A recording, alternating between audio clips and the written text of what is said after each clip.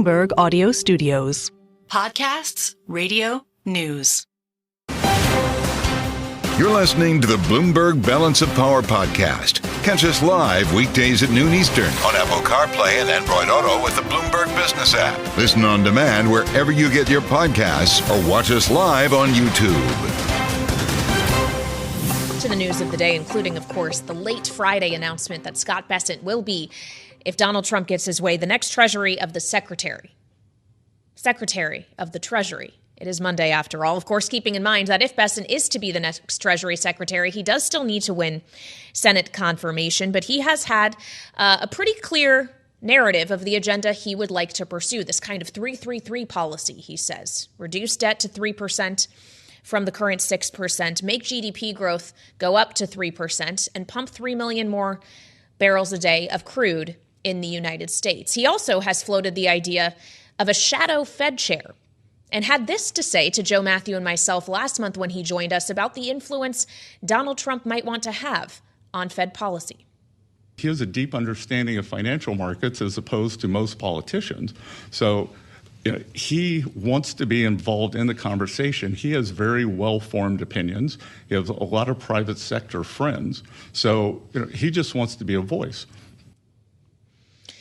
We want to add another voice to our program here on Balance of Power on Bloomberg TV and radio and turn to the ranking member of the House Financial Services Committee. The Democratic Congresswoman from California, Maxine is joining me now. Congresswoman, thanks so much for being here. I would love first just your reaction to the nomination of Scott Bessent. Will he be an adequate steward of the U.S. economy? Let me just say this. As the world has been watching President Trump's appointees, it is not about competence. It is not about the ability to be an advocate for the people and protect investors and do all that needs to be done to ensure that, the people of this country, that the Americans have someone looking out for their best interests. He has made his appointments based on loyalty, and that means they will do whatever he wants. And so, I consider the new public policy will be whatever Trump wants by his appointees who have been chosen because of their loyalty. So I cannot get into whether or not this appointee the Treasury is different from anybody else, but I expect right now that we're going to be up against appointees at every level of government that are loyal to Trump, and they're going to take this country in a whole new direction, as identified in Project 2025. So when it comes to Scott Bessent specifically, Congresswoman, do you think the market is perhaps misplaced in its notion that he actually could be something of a balancing force for the president, a kind of steady hand, if you will, when it comes to the extent of tariffs that should be pursued, for example? You don't believe that to be true? No, I do not believe it to be true. Again, and let me reiterate, these appointments are made based on whether they're going to do what Trump wants them to do. It is not based on any evidence that they can be independent, that they, in fact, will be looking out for the best interests of the people. And so I'm prepared. I'm prepared for whatever Trump wants them to do, and I'm prepared to fight that. I'm prepared to be able to help organize that committee, the Democratic side, to educate the public about what they're doing and what's going on. So I'm not going to back up and say we can't get anything done. We're going to continue to try and put before the American people the kind of public policy that they expect appointees and elected officials to do on behalf of the people. And then we want to see if we can not only educate and inform, but whether or not the American people are going to understand that they now have a president of the United States of America who has no respect for the Constitution, does not care what precedent is on any subject, and that he's going to do what he wants to do. And so I'm looking for him to reveal himself as he has identified himself. Well, Congresswoman, as you look ahead to the work you'd like to continue doing as ranking member of House Financial Services, you're going to be working with another Republican atop that committee, as there's jockeying now for the chairmanship, a number of candidates, of course, who are vying. Is there someone you'd most like to work with that you think the most productive bipartisan legislative work out of the committee could happen under? That's a possibility. But if I identify them right now to you for the public, this probably would lessen their opportunity of getting chosen. So, yes, I hope there could be someone that follows that description, but I can't tell you whom at this point. So just one of the candidates, am I understanding, you think you could work with on a bipartisan basis of the three or four that have been floated? Well, to tell you the truth, I could work with members from the opposite side of the aisle, pretty much in the way that I've worked with McHenry and others. But we've got to see who's willing to step up to the plate and do what is necessary to protect our investors, do what's necessary to hold on to the Consumer Financial Protection Bureau that's protecting our consumers. Any of those who can do that, I can certainly work with them.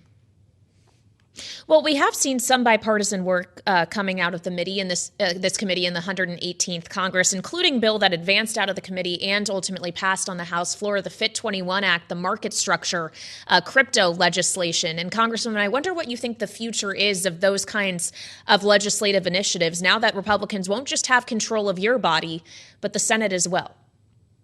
Well, let me tell you, I've worked very closely with McHenry where we've tried to get stablecoin. Our efforts have been about guardrails. We are not opposed to legitimate legislation that appears to be in the best interest of the people of this country. And there may be some crypto that would like to have guardrails. If there are guardrails that we can agree to, working with all of the entities that are interested in and a part of developing crypto if we're ever going to get there. And that means the Treasury, that means the Federal Reserve, that means the SEC, that means all of these agencies have to come together with the president on crypto in order to have something that will have guardrails and will not just be determined by the fact that crypto companies are trying to invade all of our financial services members with large contributions, et cetera, et cetera. We know what's going on, and we think now they're going to have an opportunity to learn more about what crypto really is and how it works in this digital economy that we're involved in. So we've got a lot of understanding, a lot of searching out, and a lot of educating to do. And if we can work with anyone who's willing to do that and provide these guardrails, I'm ready. And I think some of my members are. And I do believe that some of the members who voted for the crypto legislation that you're talking about will know more now about what they voted for and be a lot more skeptical than they were when they decided that they would give it a chance, that they would go ahead and vote in ways that they didn't quite understand. But I don't think that'll be the case anymore. Well, you just mentioned there, Congresswoman, the SEC's role in this. The chair, Gary Gensler, of course, has announced that he will be stepping down on January 20th when this new president and new administration comes in. And I wonder, given the nominees for other regulatory agencies that we have already seen coming from Donald Trump, Brendan Carr, for example, at the FCC, what concern you might have about the kind of person who could ultimately fill the shoes that Gary Gensler is stepping out of? Well, Gensler was an expert in crypto. He taught crypto at the university, and many of those in the crypto business did not like him, did not want him because he knew too much. And he wanted guardrails. And he was absolutely the one who I believe should be in position to deal with securities as we understand them. Crypto is a security. It is not a commodity. And that's what the fight is all about, commodity versus security. And I don't know who can fill those shoes, but we'll have to see.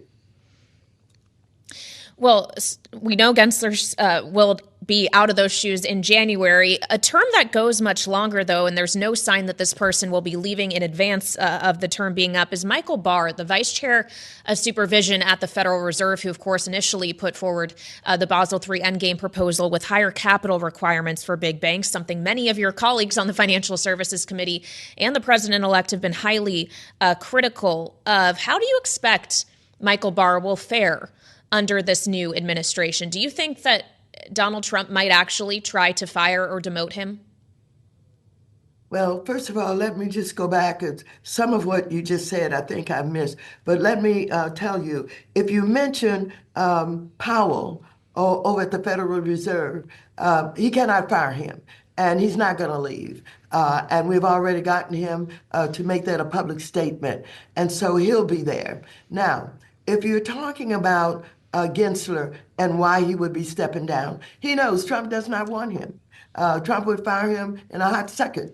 And so he's stepping down. He will not be there.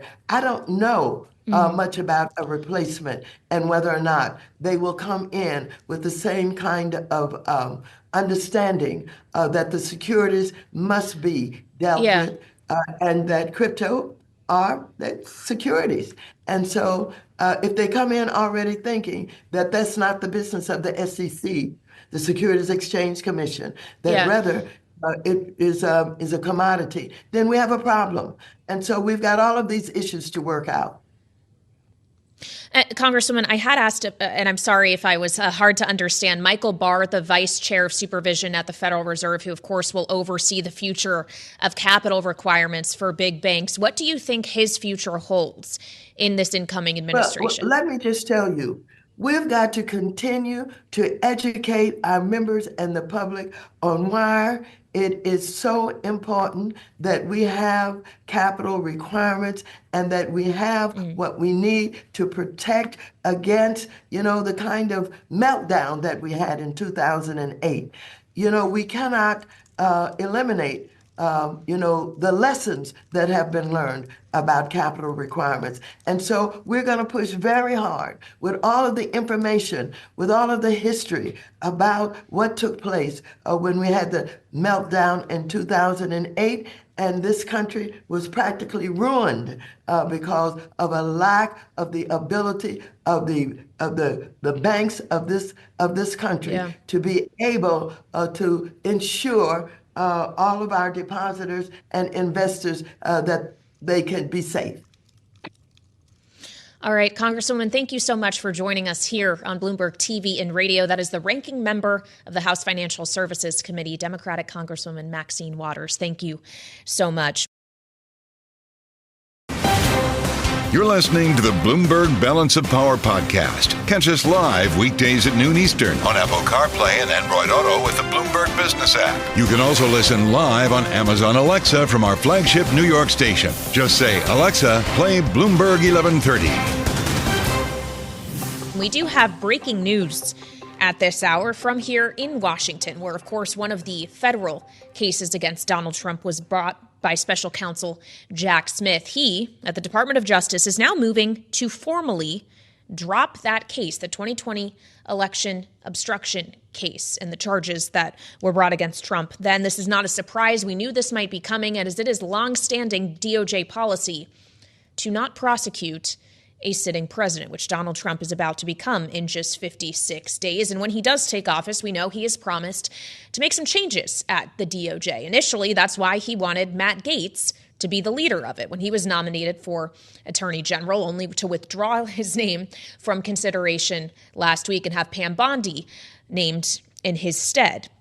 But now that Gaetz is out of the picture for AG, there's scrutiny on some of the other controversial cabinet selections that Donald Trump has made, including, of course, RFK Jr. for Health and Human Services, Pete Hegseth for Secretary of Defense. And then there's Tulsi Gabbard, who was tapped to be the Director of National Intelligence. She could face a bit of an uphill climb to get Senate confirmation, at least if the words of one Republican Senator, James Lankford, who sits on the Senate Intelligence Committee, is to be believed. This is what he told CNN just yesterday.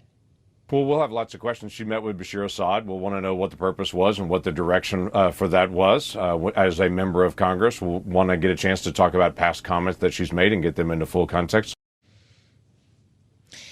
So let's assemble now our signature political panel for more on this. Rick Davis, Stone Court Capital partner and Republican strategist, alongside Democratic analyst Jeanne Zaino, who is a senior democracy fellow at the Center for the Study of the Presidency and Congress. Rick, if you were on Tulsi Gabbard's team trying to make sure that she ultimately gets confirmed and takes this job as Director of National Intelligence, would you be pretty nervous right now? What does she need to do over the course of the next many weeks in order to ensure she gets the requisite votes in the Senate?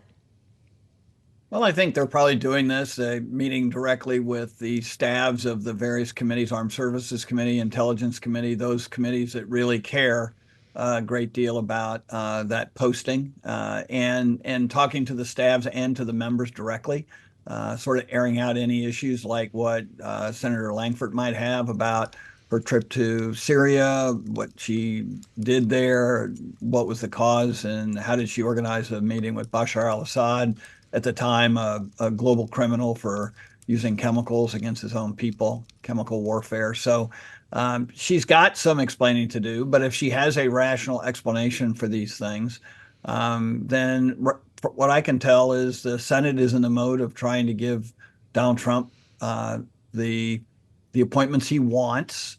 And yet I do think it's going to be a drawn out process. I mean, there's requirements for a high-level security clearances. Those haven't even begun because of delays in the transition. So I think we'll be talking about this for quite some time to come. But, she's a talented individual who, if she can explain away some of the concerns that people have about her approach to Syria and to Russia, then she stands a chance of ceding to the job. Well, she's also a former Democrat, Jeanne, so weigh in here. Is this a job she deserves to have? I think the Senate is going to do its vetting on her. I think what's troubling to me are the charges that are coming that she is somehow traitorous. And I think we have to be very, very careful with that kind of language when it's being used pretty publicly without evidence. She does, to Rick's point, have to explain her trips to Assad. She does have to explain the language that she's been using as it pertains to Russia. But just because somebody has a view that doesn't line up with what is expected in certain circles, we have to be very careful about calling her obviously a former vet, a former congresswoman, a former candidate for president, and now this nominee. That said, I think questions have to be asked by the Senate, and Senator Langford is right, about her expertise and ability to do this job, which is what is very concerning to me. This is an important job. This was a job created after 9/11 to ensure the president gets the best intelligence he can. And is she able to do that job? There are a variety of questions about that, and also questions about whether our allies feel comfortable sharing information if she is at the top of this. So I think all of those are fair game. I would not be surprised if we see 4 people, Murkowski, Collins, Mitch McConnell, maybe one from intelligence, who say no to her, and Donald Trump is forced to look elsewhere. It wouldn't surprise me at all. Well, as we consider here what is and is not surprising, perhaps not too surprising, as it was already signaled that this would be coming by Special Counsel Jack Smith, but the DOJ now formally moving to drop the obstruction case in the 2020 election case, specifically against the now president-elect here in Washington. Jeanne, we knew that they weren't going to try to prosecute a sitting president. Jack Smith has signaled this much. He's also apparently looking at retiring before Donald Trump can even take office. And I just wonder, when you couple this with other news we have gotten just last week, that the sentencing in the case that Trump was convicted in has been postponed indefinitely, does this just end every legal inquiry, essentially, at least in terms of criminal prosecution into Donald Trump? Is this ever going to be reignited?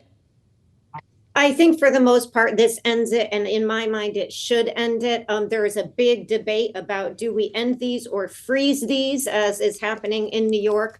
I think at this point, ending them is the right course. But, it's a hard question because, setting aside Donald Trump, there is a looming question about whether your getting out of jail free card is being elected to office. That's deeply disconcerting to many Americans. But that said, at this point, I do think the DOJ is right to drop this. And if I was Jack Smith, I would be sending in my resignation, as well as I expect we see his entire team resign at this point. Well, yeah, there's been plenty of reports that everyone who was on that team might be fired from the Department of Justice under this incoming administration anyway. Rick, as we consider, though, that it's not going to be Matt Gaetz who leads the department going forward, he's taken himself out. It's now Pam Bondi who is the Attorney General designate. There isn't much thought that she will face difficulty in getting confirmed. How do you expect she'll handle things like this, or the suggestions that the president-elect made on the campaign trail that he would like to go after and see prosecuted people who are his own political enemies? Yeah, look, I mean, there are plenty of precedents that the Justice Department have had in the past about how they handle issues related to sitting presidents. And I think this goes by the wayside, just as consistent as any other has done in the past, dating back to Richard Nixon. The long and short of it, though, is Pam Bondi will be the chief counsel, chief cop for the United States of America. And at this point in time, there's no reason to believe that that's inconsistent with serving under a Donald Trump presidency. And if in fact there is a date and time where the president instructs her to do something otherwise, then I think we'll hear from the courts and from the Congress to ensure that these norms are adhered to. And we certainly have no evidence that the division of labor, the division of power in Congress and the Supreme Court or federal courts will see otherwise. So I think there's systems in place to keep government running, and it certainly is totally appropriate that Jack Smith would see this opportunity to pursue other interests. And he's served his country well over 2 decades, and he's not going to want to serve in an administration that he's just been prosecuting. So I don't see anything particularly surprising by the decision, other than the fact that it's happened now, and it kind of creates a finality to this crazy ride we had starting back in August of 2023 when the president was indicted on federal charges. So it's been quite something to see in the process work its way out. Well, and as we consider here that we won't see, Jeanne, the evidence that was actually gathered by Jack Smith presented in a courtroom, we have, to Rick's point, seen the original indictment, then the superseding one, and the one that was changed in light of the Supreme Court decision around presidential immunity. A lot of these details made public, not just by Jack Smith and the judge in this case, but also, of course, as it pertains to the events of January 6th, specifically by the congressional committee that looked into this and had highly publicized televised hearings into this. The American people already had knowledge of a lot of this conduct and voted him to be the 47th president anyway. So would it ultimately have even mattered if everything came to light? Yeah, I mean, it's an excellent point because, you'd have to be living under a rock to not be, have knowledge as to what these accusations were. And despite that, you had millions of Americans go to the polls and choose Donald Trump. I do think it's important that Smith, and I understand he will, issues a report on his findings. That's critically important for posterity. It's critically important for us as historians and scholars. I also think it's critically important that the courts continue to do their job, including define for us what the limits of immunity are. We don't live in a monarchy. The idea of total, complete immunity is not what they were talking about. So those limits still need to be defined. And to me, that is even more important than any other continued prosecution of Donald Trump, because this speaks to people who serve in these positions going forward. And that's what the government and the courts in particular need to tell us what those limits are, because we've never had to answer this question before. All right, Jeanne, Sheehan, Zaino, alongside Rick Davis. Together, they are our signature political panel joining me on this Monday edition of Balance of Power. Thank you so much. And we still have more ahead. I'll be joined by Mick Mulvaney, the former chief of staff in the first, acting chief of staff in the first Trump White House and director of the Office of Budget and Management as well during that administration. He's next on Bloomberg TV and radio. You're listening to the Bloomberg Balance of Power podcast. Catch us live weekdays at noon Eastern on Apple CarPlay and Android Auto with the Bloomberg Business app. Listen on demand wherever you get your podcasts or watch us live on YouTube. As expected, the Department of Justice is moving through special counsel Jack Smith to drop the 2020 election obstruction case against the now president-elect Donald Trump.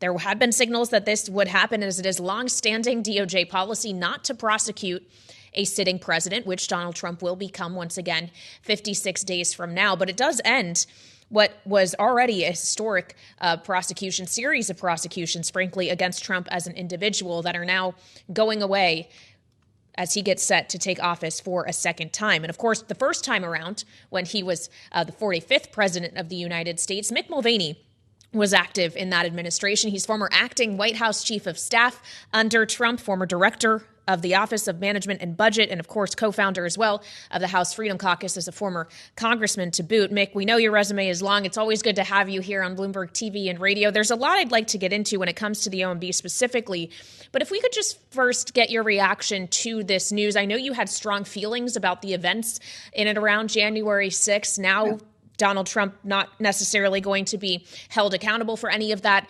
alleged action that he took in the lead up to and during it.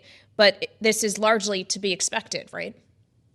It is. In fact, I think it's probably the biggest story that everybody knew was going to happen anyway. It's been longstanding policy, as you mentioned, that you don't prosecute a sitting president, which means it would have to sit there for at least 4 years, the prosecution would, which is not tenable. So I guess this is an inevitable sort of side effect of the election.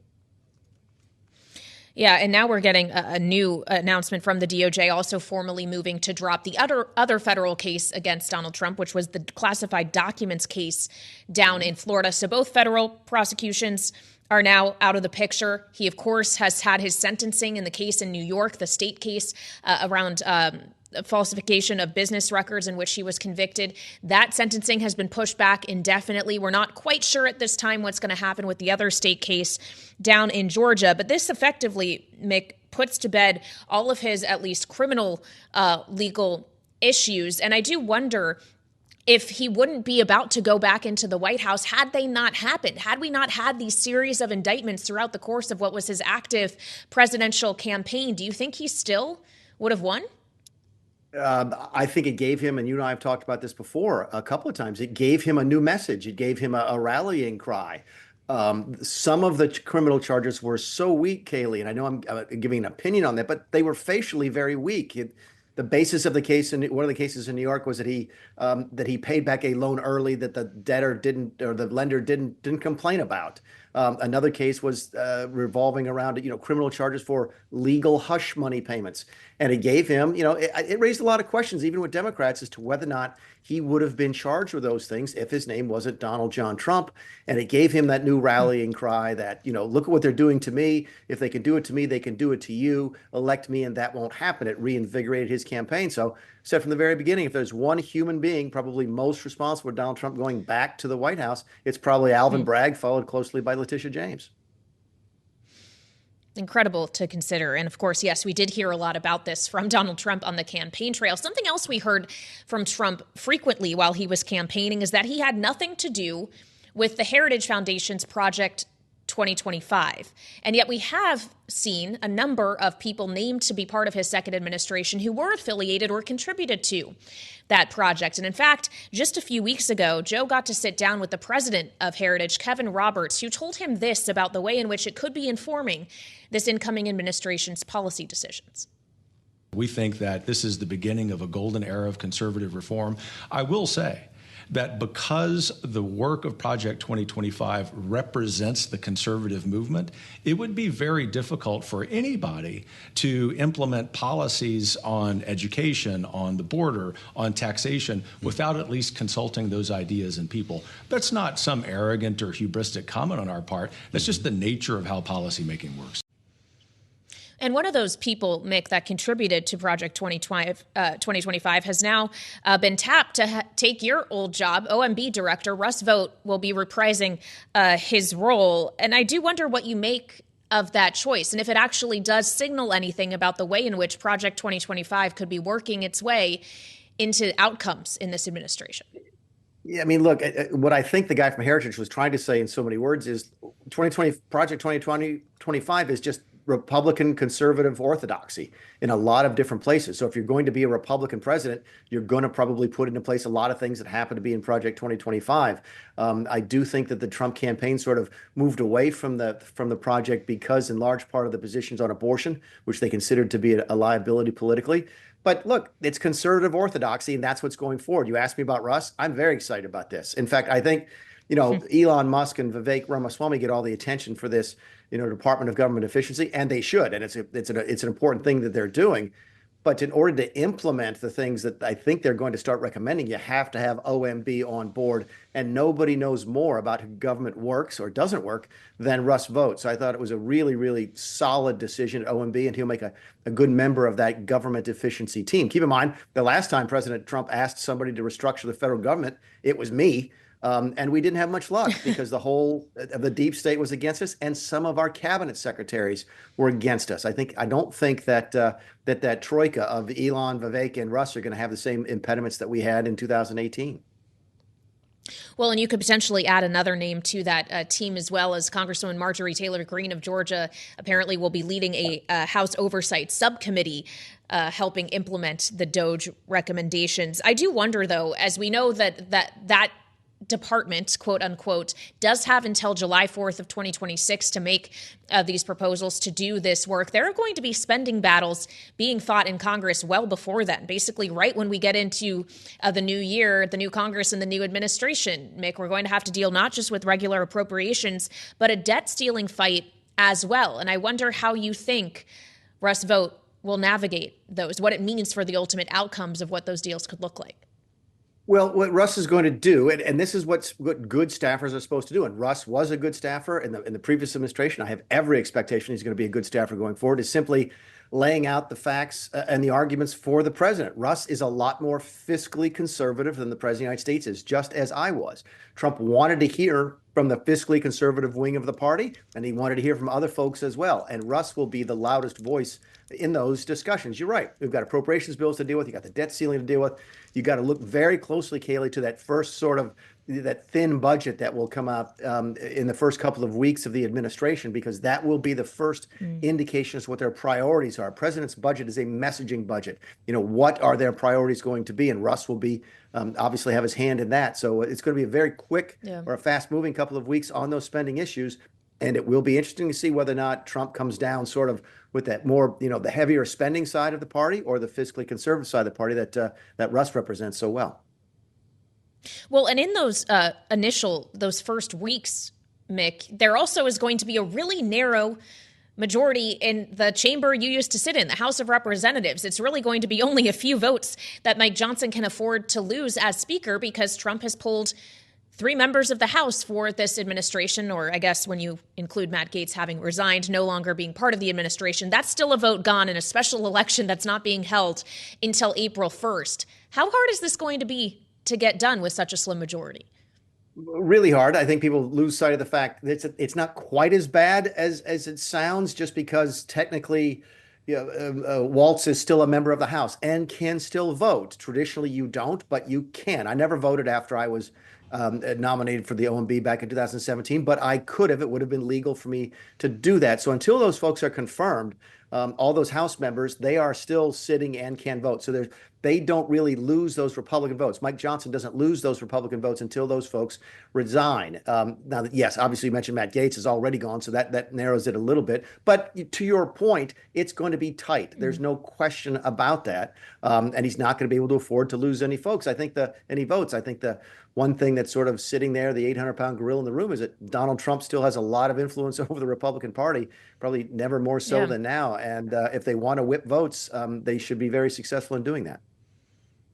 Well, perhaps, though, not enough influence over at least the Republicans in the Senate to be able to get someone like Gaetz through the confirmation process, hence Gaetz taking himself out of contention for that role. When we look at some of these other nominees, Tulsi Gabbard, RFK Jr., Pete Hegseth, do you think there could still be Republican resistance adequate enough to potentially tank those nominations, Mick, or is everyone else going to get through? You know, it's a really good question. It's one of those inside the beltway questions, because oftentimes, it's not every single administration, but oftentimes what will happen is an incoming administration will offer up a sacrificial lamb, somebody they know they can't get confirmed because they're too extreme one way or the other, but it satisfies their base and it gives sort of a little sop to the minority party in the Senate. We saw this back in 2021 with Neera Tanden, who was nominated for OMB by the Biden administration, even though a lot of Democrats thought she was too progressively left to get confirmed. And indeed, she wasn't. They took that name down. Was Matt Gaetz that sacrificial lamb, or was he sort of a different thing entirely? I think if you look at the names you just gave, I got to think Kennedy's got the toughest road, just because he's such a weird guy. I mean, I hate to use the word that word meant something before Tim Walz started using it on the campaign, but he's an unusual human being. And it should make for an interesting confirmation process. Hegseth will get the attention because of the post. Obviously, HHS, which Kennedy's nominated for, is not as critical. It's not as perceived as being, as high ranking as the Secretary of Defense is.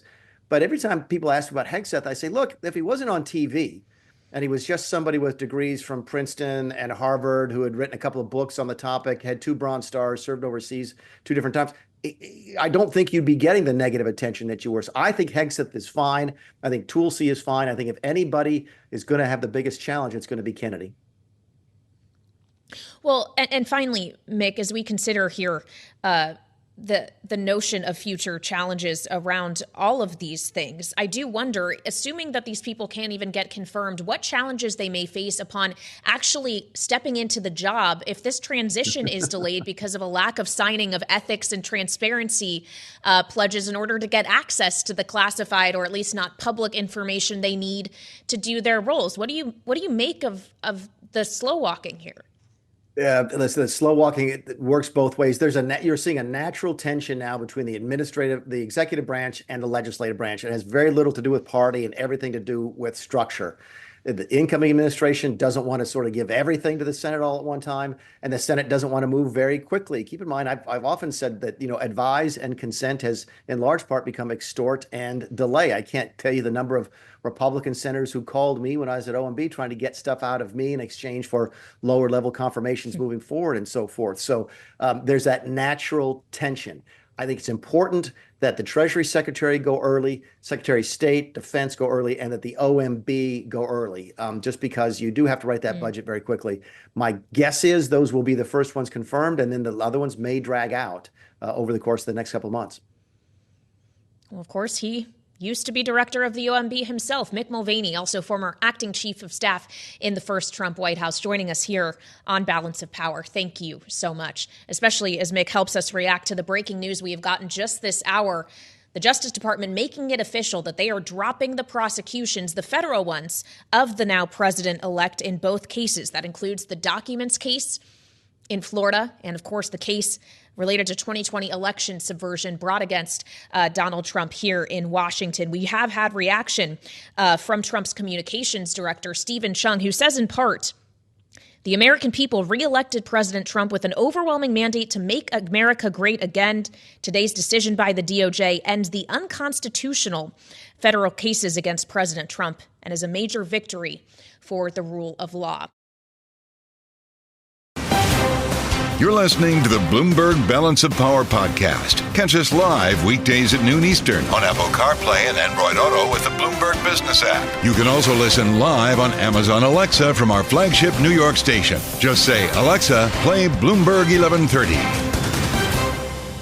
Here in Washington, we're getting this work week started after what was a short weekend for many political journalists because work went well into the night on Friday, as it was Friday evening when the president-elect Donald Trump decided to dump a whole host of cabinet-level nominations on us, including that, as we've mentioned, of Treasury Secretary Scott Bessent tapped for that job. But we also got his selection to be the next Secretary of Labor. The current Congresswoman from Oregon, Lori Chavez DeRemer. And her nomination is already getting some pushback. Not from Democrats, as you might expect, but actually from Republicans, as conservatives have some concern about her support for the PRO Act, protecting the right to organize. She was one of just 3 Republican co-sponsors of that legislation. And some see that as a sign that she might be too close to labor unions. So for more on this and what it signals about the approach to unions this incoming administration will be taken, we turn to Seth Harris. Back with us here on Balance of Power. He, of course, was a top labor policy advisor to President Biden. He's now a senior fellow at the Burns Center for Social Change at Northeastern University. Seth, welcome back to the program. I do wonder what you know of Chavez DeRemer, and how close to unions you really perceive her to be. What I know about her is that she is a unicorn. She is a genuine pro-union Republican, and we thought they had all gone extinct, but here we found one in nature, or President Trump found her in nature. She had support from several unions in her reelection campaign, which was unsuccessful. As you noted earlier, she is a co-sponsor of the PRO Act, which is the private sector worker organizing legislation that has been pushed aggressively by the labor movement, particularly the AFL-CIO. She's also a supporter of a very important public sector worker organizing piece of legislation. So these are positions taken by only a very, very, very small handful of Republicans in Congress. And that's why she is facing some pushback from elements of the business community and also from some Senate Republicans. So if she's going to be confirmed by the Senate, would you expect actually most of that support comes from Democrats instead of the majority Republicans? Well, the Senate Republican caucus is in a little bit of a pickle with Congresswoman Chavez DeRemer. They don't want to vote no on one of President Trump's nominees, particularly when there are several other nominees who are much more seriously problematic than the Congresswoman is. I won't name them, but you know who I'm talking about. So the question is, does the business community very aggressively oppose Congresswoman Chavez DeRemer in her effort to become labor secretary? I expect that she will get a large majority, if not all, of the Democrats supporting her, because she is just about the best candidate for labor secretary the Democrats could hope for. I expect she will get a very sizable percentage of the Republican caucus simply because President Trump wants them to vote for her, and they're going to have to save their no votes for other cases. Well, as we consider what the president-elect wants, Seth, you, of course, have been on this program before arguing that he was not a very pro-union president the first time around. But does this selection suggest that this second administration might actually be different? I hope so, but I doubt it very much for a number of reasons. First, President Trump has made pretty clear he is not a fan of unions, and there's a lot of people around him who are very aggressively opposed to unions and would like to see the union movement shrink or disappear. The second reason is that the Labor Department is not the National Labor Relations Board.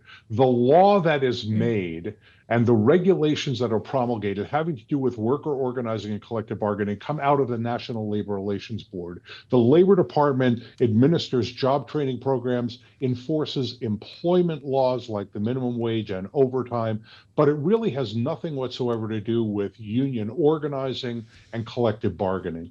And the third reason is because President Trump has already made abundantly clear that he would like to eliminate or significantly reduce the size of federal sector unions, the unions that represent federal employees. I don't think that all of a sudden he's going to become a union supporter in one sector and an aggressive opponent of unions among the employees who are going to be working for him. So I'd like to be positive about this appointment, and I think it is a good thing that somebody who thinks about workers and thinks about worker power will be sitting in the Secretary's office at the Labor Department. I didn't expect that, but I don't think it means that President Trump all of a sudden becomes Joe Biden. Well, we also know that President Trump, or as when he becomes the 47th president, there are a number of things that he would like to pursue that would impact labor supply in the United States, including the mass deportations he's been talking about, which could, create a shortage in some sectors of workers. And I wonder if you actually see that creating an environment in which unions and collective bargaining could be able to exercise more power if the supply of workers is reduced materially. The mass deportation which is going to be tragic for our country, and it's going to be catastrophic for our economy. I don't think it helps the labor movement in the least. Organized labor works very closely with immigrant communities in their organizing, in their outreach, in their advocacy. There's a lot of evidence that some employers use immigration law to bust union organizing drives. They call the immigration authorities when there's any sense that workers who are undocumented and working for those employers might be trying to organize. I fear that will return and that we will see a lot of union organizing sabotaged in that way. In certain sectors, you have undocumented workers in some sectors, but not all sectors. But I think it is going to put a lot of fear into the hearts of a lot of workers all across the country, not merely undocumented immigrants, but others like DACA recipient, DACA beneficiaries, and those who have temporary protective status, and those who have green cards even, are going to be very deeply fearful that they could be sent out of the United States. So this is not good, I think, for anyone, but I think it's particularly bad for those workers who would like to see more organizing. Well, and as we consider the potential secondary effects of some other policies as well, like tariffs, for example, which could raise, obviously, the cost of importing materials and supply into the U.S., and that could hit ultimately the bottom line for many companies. I wonder then how that filters into the labor costs they are willing to tolerate, what that would mean for wages, especially if it also creates an inflationary environment and workers would be looking for wages to try to keep pace with that. How do you see that potentially playing out as the way in which tariffs ultimately translate to labor? The logic of President Trump's tariffs is that if you build up high tax walls, tariffs are essentially taxes, if you build up high tax walls to bringing goods into the United States, then we will develop industries in the United States to make those same goods, and they will be comparatively advantaged. That's the logic, but it's so grossly oversimplified that it's just not going to turn out that way. First of all, a lot of industries have left the United States because it's simply too expensive for them to operate here. They don't want to pay a living wage to American workers. They don't want to comply with American environmental standards. They don't want to pay American taxes, and so they have moved overseas. Those manufacturing facilities and other kinds of facilities largely are not going to come back. And even if they were to come back, it would take years and years and years to engage in the kind of industrial policy that would be required in order to rebuild those industries in the United States. So the likeliest consequence of the tariffs will be much higher prices for Americans, for consumers, not merely with respect to imported products, but also domestic products. The prices will go up because American producers won't have to keep their prices low. And also, I think a lot of people are going to lose their jobs because what's imported into the United States is not all finished goods. Some of the goods are inputs to products that are made in the United States. And if you're building a car and you can't get the part of the car that you need that's coming in from another country, you can't build cars. And that means that people are going to lose their jobs. So this is going to be very, very deeply disruptive. It is going to be very expensive, and it's going to be bad for the economy and workers. Well, and of course, a lot of these imports and inputs into goods come first through ports as they enter the United States, which brings me to another question, Seth. The dock workers strike here on the East Coast that, of course, a deal was reached to put off until January 15th or suspend until then. That's just 5 days before President Trump will be inaugurated. What exactly, how difficult a union negotiation could he be inheriting essentially from his first days back in the Oval Office? Very, very difficult. The biggest issue for the longshore workers in their negotiations with the U.S. Maritime Alliance, which is the trade association of the East Coast and Gulf Coast ports, was wages. And the union and management settled the wages issue. But the other biggest and most important issue is automation. What the union does not want to see happen is for their members to be displaced by automation in the ports. Of course, the employers would like to move to automation because it's a lot cheaper and it allows them to do what they're currently doing with many fewer workers. So that is a big sticking point, and it is deeply contentious. The union and management have started negotiations a number of times over the last several months, and then they've stopped negotiations because they simply cannot make progress. So I think the possibility of a strike is quite high. I think that President Trump is going to face a challenge when he gets sworn in. All right, Seth Harris, thank you so much for joining me. Senior fellow at the Burns Center for Social Change at Northeastern University and a former top labor policy advisor to President Biden, here with us on Balance of Power. Thanks for listening to the Balance of Power podcast.